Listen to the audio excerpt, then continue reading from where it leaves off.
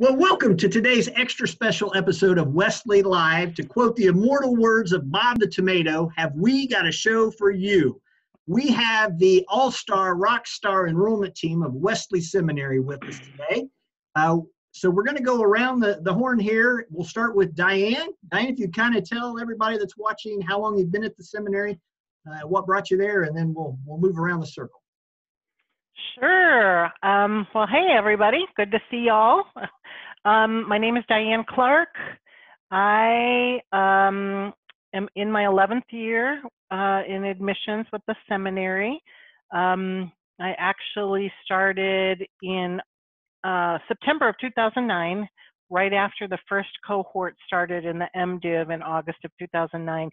My husband had worked at IWU. I started after he did, and we had been in Pennsylvania, Eastern Pennsylvania, for the last 4 years, just recently moved back to Indiana. So yeah, so time flies when you're having fun. Okay, Shannon, how about you next? My name is Shannon Rogers. I have been working at the seminary in enrollment since just October. I have been a student at the seminary since August of 2017, and I worked for IWU National and Global since July of 2016 in enrollment. Wonderful. So, hello, glad to be here. Cammie? Hi, I'm Cammie Malden. I'll just say right at the beginning that if you start to not hear me, if I say it at the beginning, it won't be weird. So if I have technical difficulties, you just know that.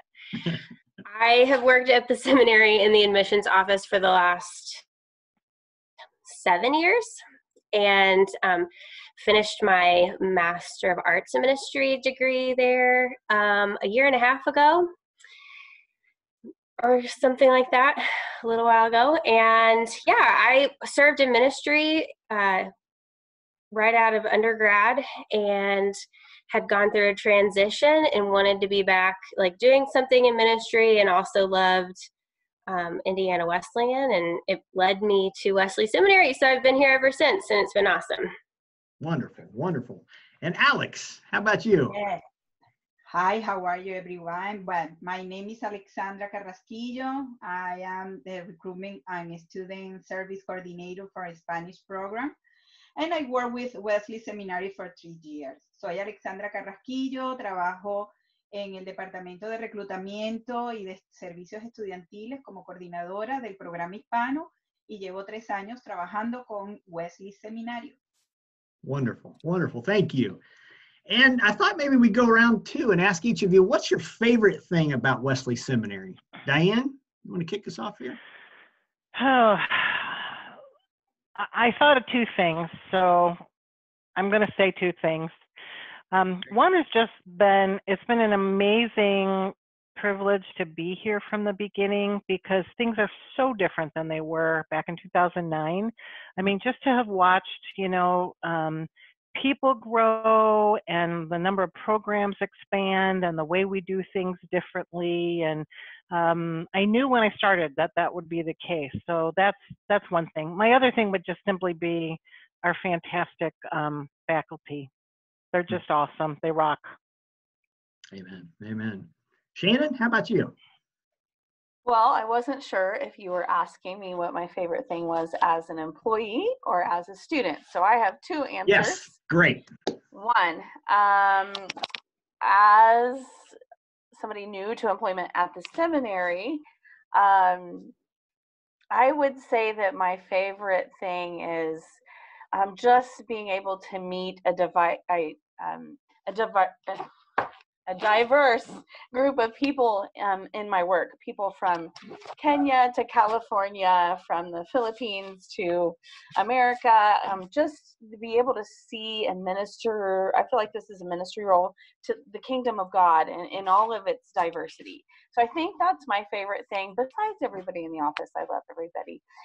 And so my second thing is, as a student, I love the academic rigor. This just isn't a fly-by-night, yep, you get a pass. I love the academic rigor and the investment of our faculty and us as students has been bar none. Awesome. Awesome. Camster.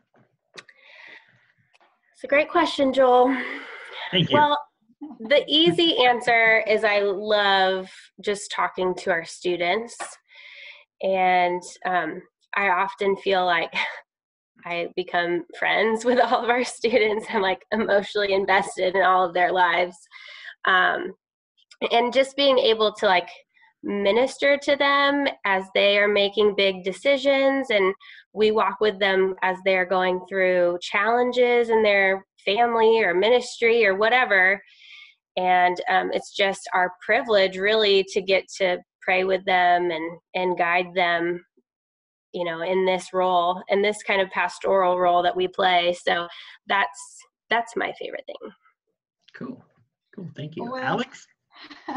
I have many things, but the first is I could have also many ministers and leaders who deserve theological preparation. And the other for me very important is that the entire Wesley seminary team is at the same heart to help on each student achievement success. I think so this is very important. Me gusta mucho el hecho de poder ayudar a ministros y a líderes que desean la preparación teológica y alcanzar el éxito profesional en el ministerio. Y también otra de las cosas que adoro de Wesley Seminario es que tiene un equipo comprometido, a que tienen un corazón dispuesto para ayudar a todos nuestros ministros y estudiantes a lograr el éxito académico. Wonderful. Thank you. Thank each of you. And one of the cool things, and Cammie touched on it, and I know I've heard each of you on the phone with students at different times, but you guys do pray for your students. And then I've heard you when you're off the phone, you know, you're not just treating that student as just a person, another number. You guys really care about them. And that is so touching to me. Such an inspiration, I know, to myself and others here in the seminary. So I want to thank you all. And when I mentioned earlier, you guys are rock stars, you guys really are, because not only you guys just call students, but you guys travel to all kinds of conferences throughout the year. I mean, I don't even know how many conferences each of you go to. You each have families, you're pastors in your local churches. I mean, it's just incredible. You're taking time to pray for these students and to help them. So you guys are just incredible. So I don't know if any of you have heard about this thing called COVID-19 that's going on, but obviously you have because you're all at home. So how has that impacted your role at the seminary? And not only that, it's not just a job for each of you. I know it's a ministry on top of the other ministries that you're doing. But how has that impacted what you're doing and how you do it? Diane, any thoughts on that? I think probably out of everybody in the seminary, it has probably affected me the least, only because working from home, nothing new about that. I just mentioned we lived because of my husband's job, we lived in Eastern Pennsylvania, just outside of Philly for that position. I thought, I'm going to have to, find a new job. And the seminary asked me to stay on and work remotely. And it was kind of a pilot. I mean, who'd ever thunk we'd all be doing this, right? But back in the day, I was the first person, and first year was trial and error, but I did it for 4 years. So, and then just came back to campus, for events or when we would start a new cohort. So in that respect, it hasn't changed that much for me. But in the being home, I'm kind of enjoying the fact that everybody gets to experience what I've been doing, kind of digging that. But I think the Zoom thing is the big thing, I mean, talking, 5 years ago, we weren't doing that so much. But talking with students, being able to meet with them face to face.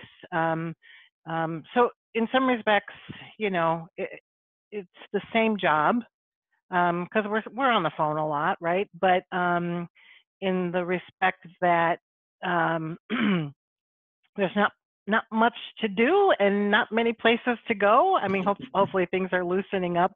We're kind of stuck at home more, but just the Zoom, meeting people, being able to see people face to face, not always, but just at least in the beginning, I think just kind of helps solidify our relationship. People know what you look like. And, you know, sometimes the phone call is a quick one, but it's just, in that respect, I think it's been kind of different. But yeah, for others, probably the adjustment to work from home has been horrible, especially for you extroverts.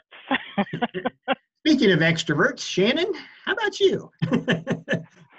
So yeah, at first I found this to be really difficult, and I think I was going through all the stages of grief. And I think a lot of us did, because we lost a sense of normalcy, and maybe that's good, maybe that's bad. You know, disruption sometimes has the ability to change our perspectives, but it's better now. I love the fact that I'm around with my family, and of course we can get up later.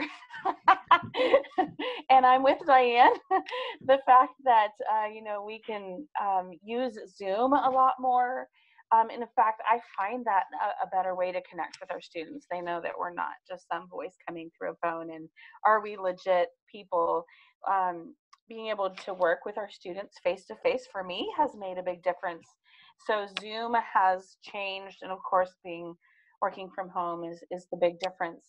The other thing, as I thought about it, one of the things that came to mind, Joel, was that it has made me more passionate about helping people and raising up leaders in the church, and being more passionate about things like, I never thought I was so passionate about justice. And I thought about 1 Peter 5:8 that says, you know, be alert and of sober mind, because your enemy prowls around like a roaring lion looking for someone to devour. So that we have to stand firm in the faith. And so I've been made aware of how much more quickly even the enemy is at work in our world now. And so it's even more important for us to raise up leaders in the church and in preparing Christian leaders through the seminary, especially our emphasis on spiritual formation and the discernment that comes through learning about spiritual formation is even more important for us as enrollment reps. So that's one of the things that I really thought about when you asked me that question, is it's even more important now for us to be doing what we are doing, even though it's different and it looks different. It's so important that we're training up leaders for tomorrow. Wonderful, wonderful. Thank you. So from one extrovert to another, Cammie, how are you coping with COVID-19 and the restrictions of staying at home? Well, like my son said the other day, like the first thing he said was, Mama, I want it to be a school day and I want the virus to be gone. So Amen. That's kind of how we feel. Ready for him to go back to school, for me to go back to the office. But I think I agree with what Diane and Shannon both said. I really have enjoyed connecting with people via Zoom. That is something that we'll now continue to do, like no matter where we are, you know, in our office or building or at home, we'll use Zoom so much more because it's great for face-to-face. But the hardest part for me was just the adapting. Like I didn't really adapt very quickly. It was a process, and I don't really feel like I accepted it until like last week. So, and now we're talking about, you know, how we go back eventually. So I think probably a lot of our students were doing the same thing. Like we all were grieving different things and just, I don't know, like maybe not depressed, like fully depressed, but just sad. And like, I don't know. I don't know that I was dealing entirely like in a healthy way, thinking about what the situation we were in. And so that affects like how you just are in general. And, but this last week, especially like just praying with students from home, nothing about our jobs has to be different. Like we can still do everything that we would do in the office. When it comes to like talking to students, we can do that exact same thing. And now that we're using Zoom, we can do it even more personally because we can see people's faces. So that's fun, is like getting to pray for people like through a screen instead of just on the phone. That's cool. And speaking of working remotely, Alex, we haven't discussed this, but you're in Florida. So the rest of us are in Indiana. How are things in Florida? How are you coping with the changes of COVID-19? but for me, is similar with Diane. I work with my house. No big change in this moment, but the more difficult, more hard for us is I listen to different history for the pastor, the ministry. Is very, very hard. Listen to the difficult he have for the COVID-19.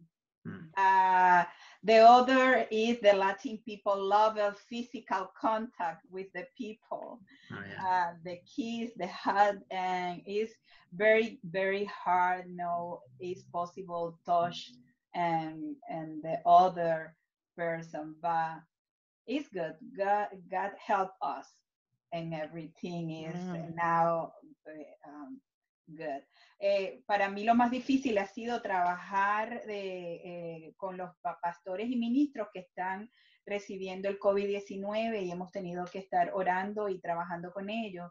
Desde mi casa, pues siempre he trabajado en mi hogar, pero ahora con el COVID-19, pues hemos tenido que tener más tiempo para orar y escuchar las historias de nuestros estudiantes y nuestros ministros. También para nosotros los latinos es difícil el no poder abrazar y besar, así que eso siempre va a ser un reto, pero Dios nos ayuda y nos estamos adaptando. Wonderful, wonderful. Thank you, Alex. Thank you.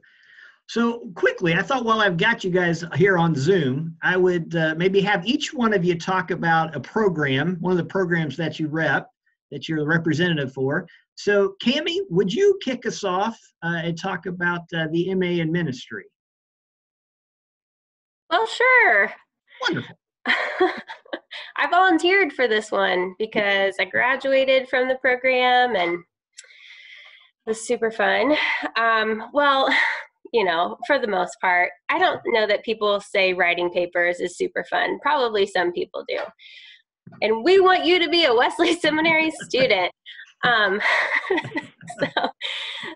the Master of Arts in Ministry is our like 2.5-year, 36 credit hour program. And most people who are interested in that degree have like a specialization that they're really excited about. So maybe they're in children's ministry, so they do our children, youth, and family specialization.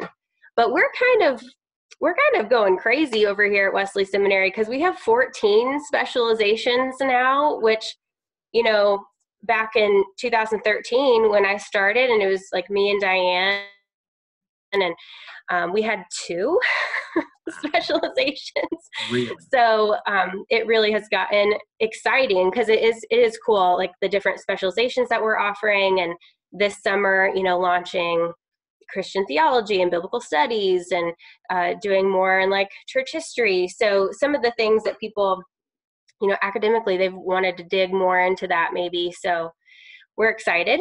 And then you do it all online. So we are COVID-19 prepared. And for the, right, we were already ready. So some of the programs though, like if you want to do church planting, well, there's a super cool class. You do have to do that one on site in Indy. Like there's some little unique courses that require you to go on campus, but most of the specializations can all be done online, which is really great. That's awesome. Thank you, Cammie. So Shannon, as we mentioned earlier, you're in the MDiv program now. You started in 2017. So would you tell us a little bit about that program? Yeah, so I'm on the home stretch. Woohoo! I just finished my last Praxis and Spiritual Formation course. So January, I complete my capstone and then I'm done.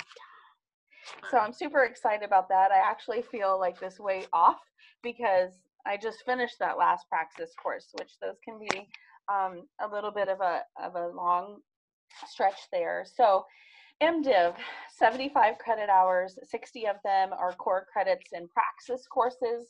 And core courses, spiritual formation. So Praxis courses are just what that sounds like.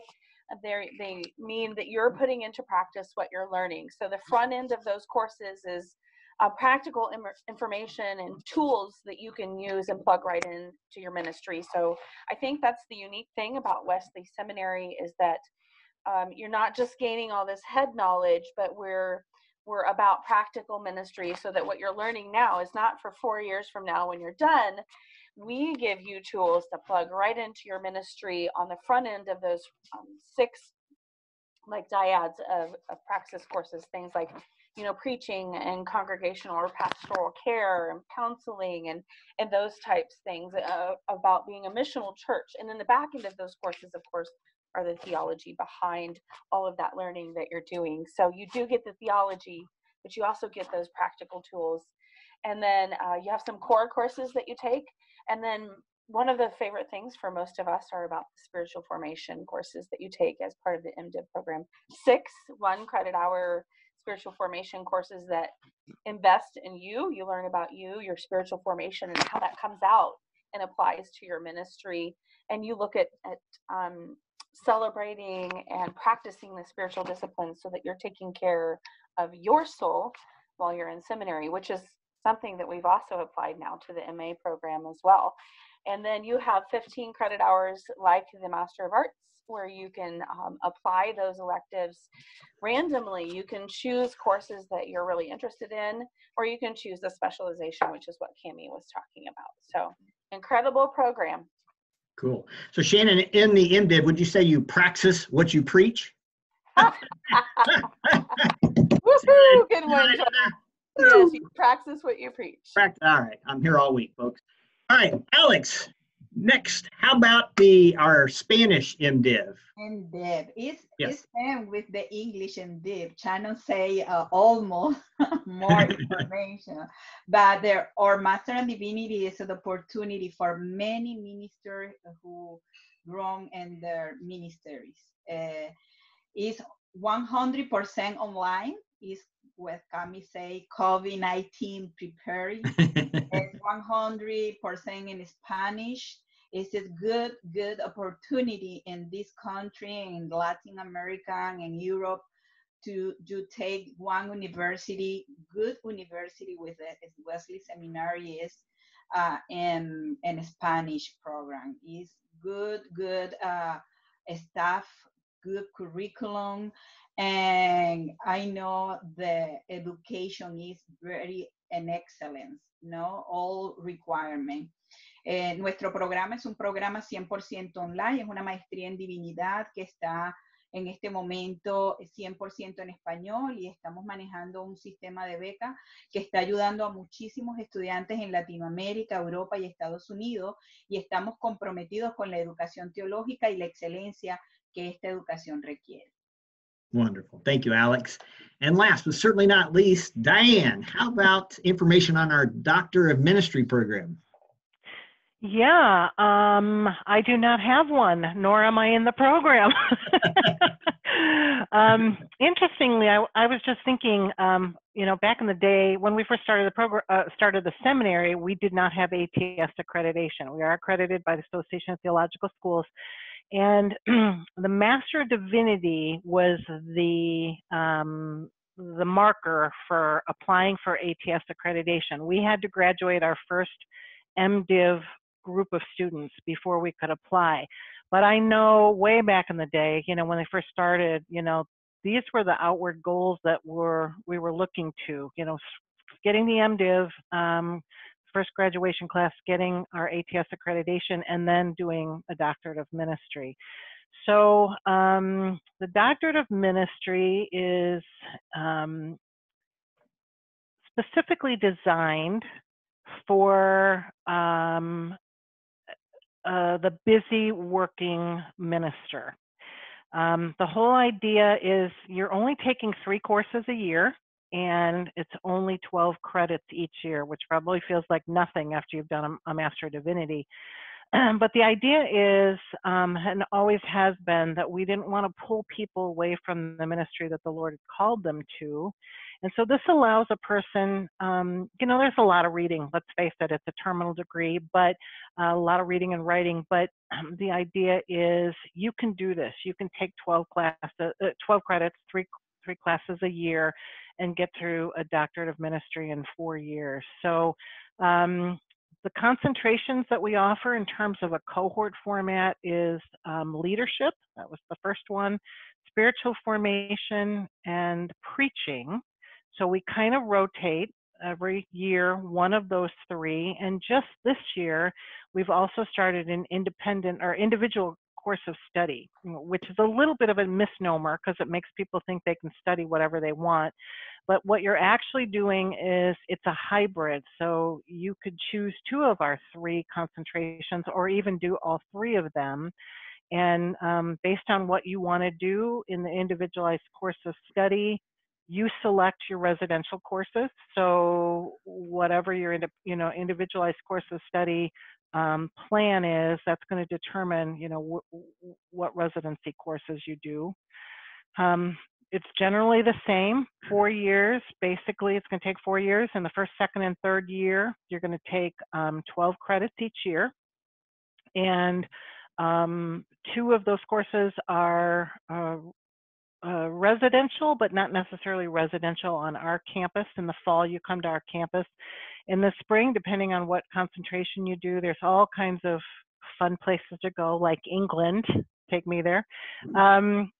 And then in the winter, you do a 2-hour online course just pertaining to what is each chapter of your research paper supposed to be composed of. So kind of developing those ideas in the first, second, third year. After the third year is done, you finalize those first 3 chapters, submit it for review.